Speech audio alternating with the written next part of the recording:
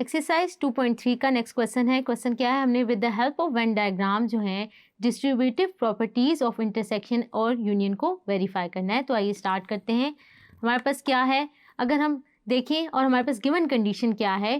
पहली कंडीशन हमारे पास क्या है, A and B are overlapping and B and C are overlapping और but A and C are disjoint, यानी ए और बी ओवरलैप कर रहे हैं और बी और सी ओवरलैप कर रहे हैं, लेकिन ए और सी जो है वो डिसजॉइंट है। तो जब हम इसकी वेन डायग्राम बनाएंगे तो आप देख सकते हैं अपनी स्क्रीन पे हमने क्या किया, ये कंडीशंस यूज़ करते हुए इनकी वेन डायग्राम्स बनाई।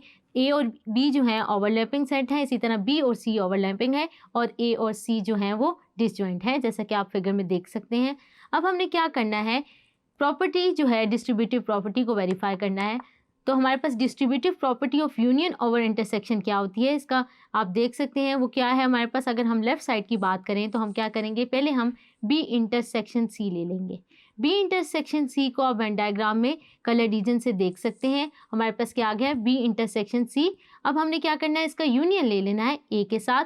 तो आप इसको अपनी स्क्रीन पे देख सकते हैं हमारे पास वेन डायग्राम का क्या रिजल्ट आ गया है। जब हमने बी इंटरसेक्शन सी का यूनियन लिया तो हमारे पास ए जो है वो सेट भी कलर्ड हो गया और इंटरसेक्शन सी तो ऑलरेडी कलर्ड था।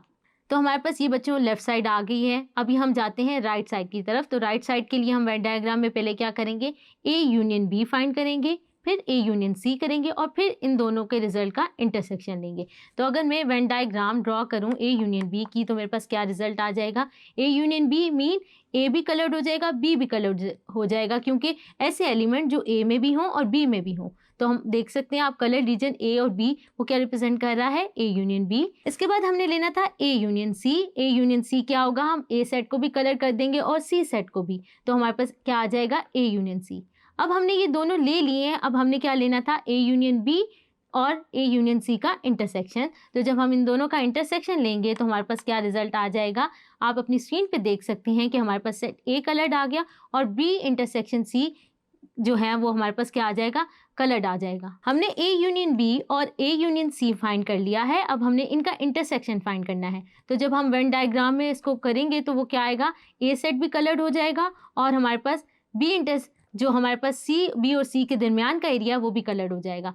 तो आप देख सकते हैं कि दोनों वेन डायग्राम जो हैं लेफ्ट साइड और राइट साइड की, वो एंड रिजल्ट हमारे पास क्या आ रहा है, बराबर आ रहा है। तो हमने क्या किया, डिस्ट्रीब्यूटिव प्रॉपर्टी को वेरीफाई कर दिया।